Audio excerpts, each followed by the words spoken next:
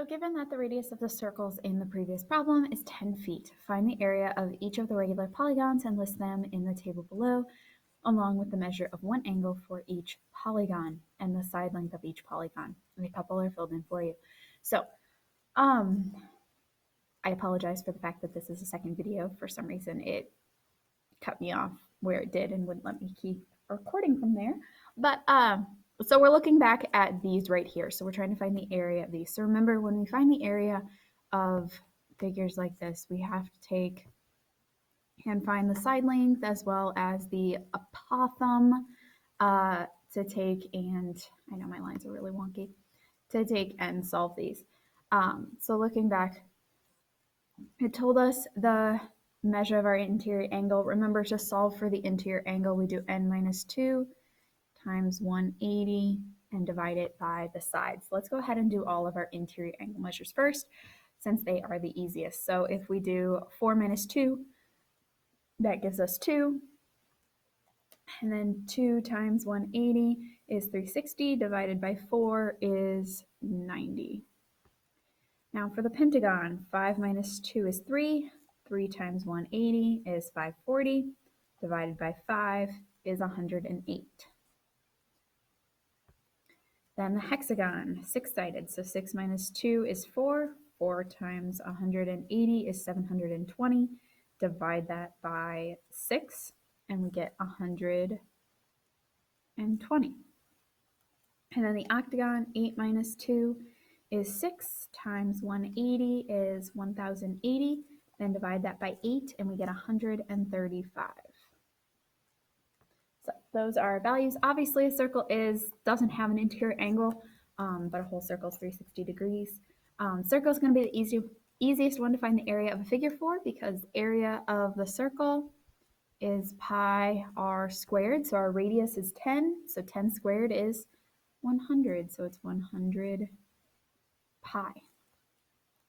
And that is a pi symbol. I know it's really hard to see that symbol there. All right, so for our triangle, if we go back up here, we know that this value here is 10.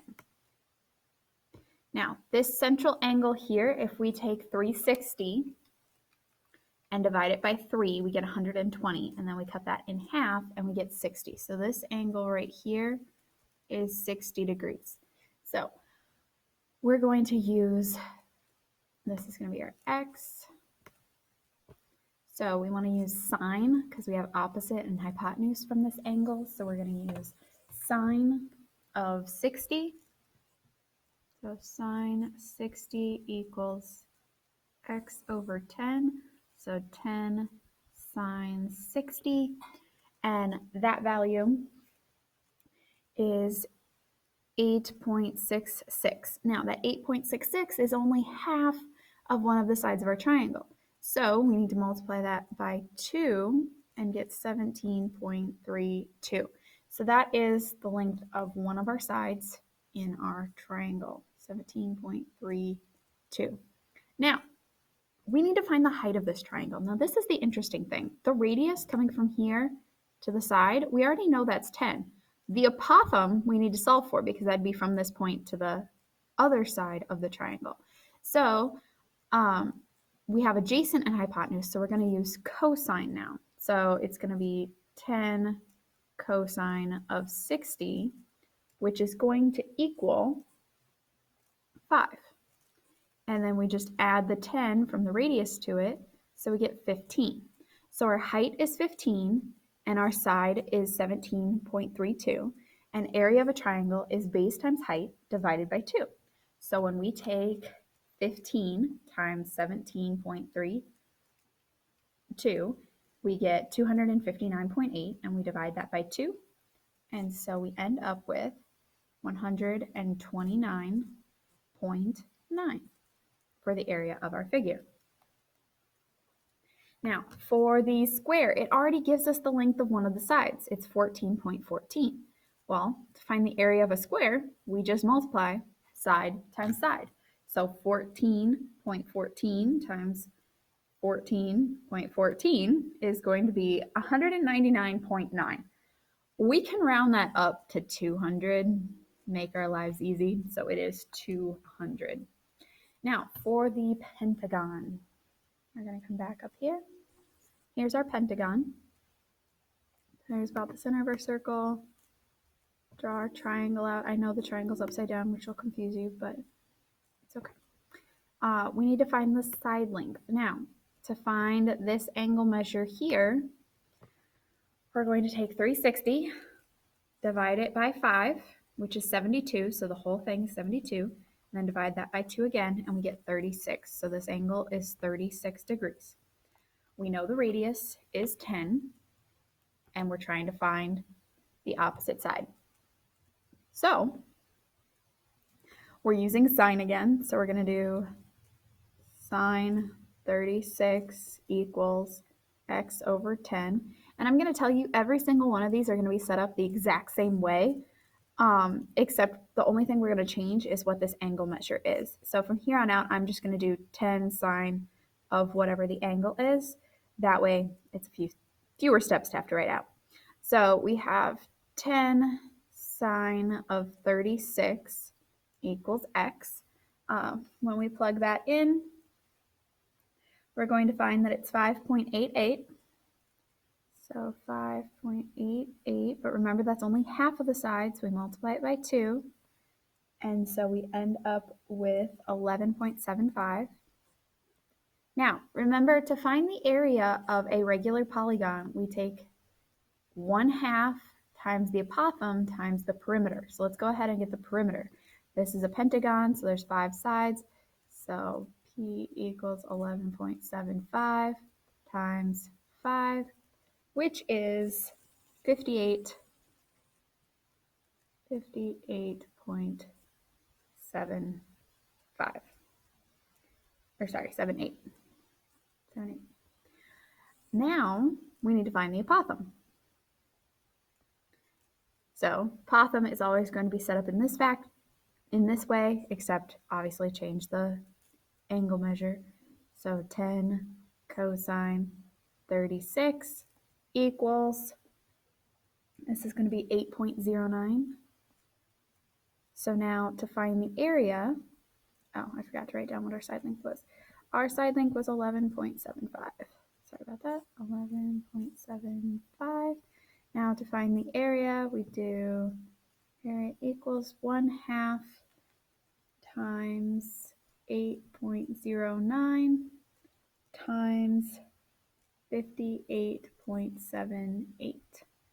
So when we multiply all of that together and then divide by 2, we end up with 237.76. So the area of the pentagon is bigger than the area of the square.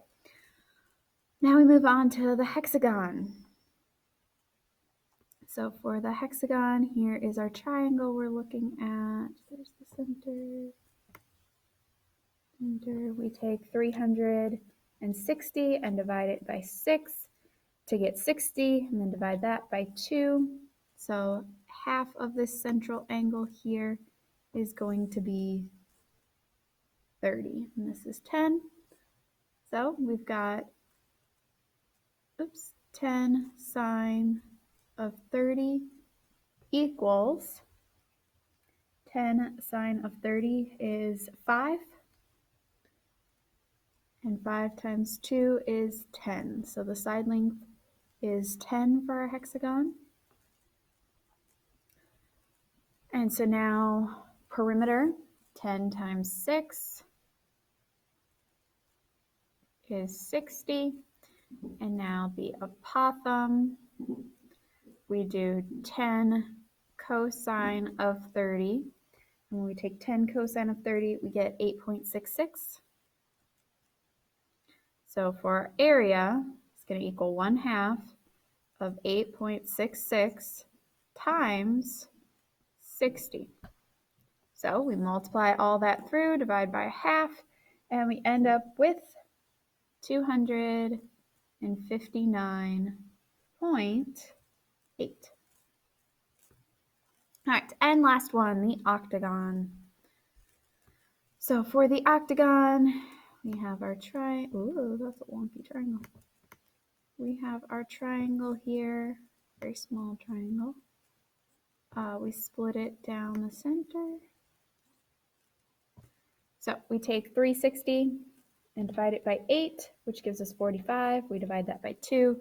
So our angle measure here is 22.5. So we're going to have 10 sine 22.5, which is going to give us 3.82. We multiply that by 2. So our side length is 7.65. Come down here. 7.65. Now, find the perimeter. We take 7.65 and we multiply it by 8. 7.65 times 8 is 61.23. Now for the apothem, we have 10 cosine of 22.5. That's going to give us 9.24. So we're going to multiply 1/2 times 9.24 times 61.23. So multiply those together, divide by 2, and we end up with 282.84. So there we can see what the areas of each of these figures are. Now I know we left the area of a circle in terms of pi. If we take 100 times pi, we're going to get 314.15. So that kind of helps you see the areas of the other figures in comparison to the area of the circle a little easier, since it's in terms of pi before. So this makes it a little easier to make sense of. All right, so the next thing we're looking at, show and explain how a circle can be cut into sectors and reconfigured to appear approximately as a polygon that could have its area calculated using standard formula. So if we have a circle and we cut it into multiple parts, so this is in 1, 2, 3, 4, 5, 6, 7, 8. We have 8 parts. If we open this up, we'd have triangle, triangle, triangle, triangle. That's 3, 4, 5, 6, 7, 8. Is that really 8? 1, 2, 3, 4, 5, 6, 7, 8. Okay, so we've got our 8 triangles here. So now, whoops, what is it that this looks like? Well, it's fairly similar to a rectangle or a parallelogram. So we can do area equals base times height. In this case, the base would be 1/2 times 2 pi r times r, which would equal pi r squared, which shows area formula of a circle. So we can take and go from this to this and back again. So it just shows how they're connected. Okay.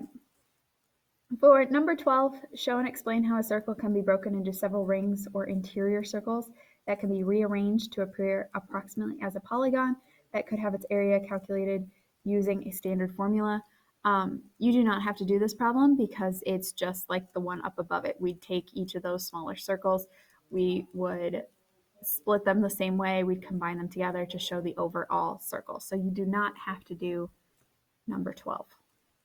All right, and the last part, what we're doing here is we are finding arc length as a distance. So arc length is your key word for this lesson, arc length.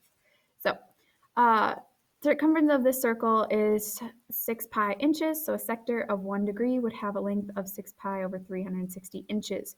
And so the area of the sector with a central angle of 80 would be 80 times 6 pi over 360, which simplifies to be 4 pi over 3 inches, or approximately 4.9 inches. So, Mrs. Robbins to the office, please. Mrs. Robbins. I apologize.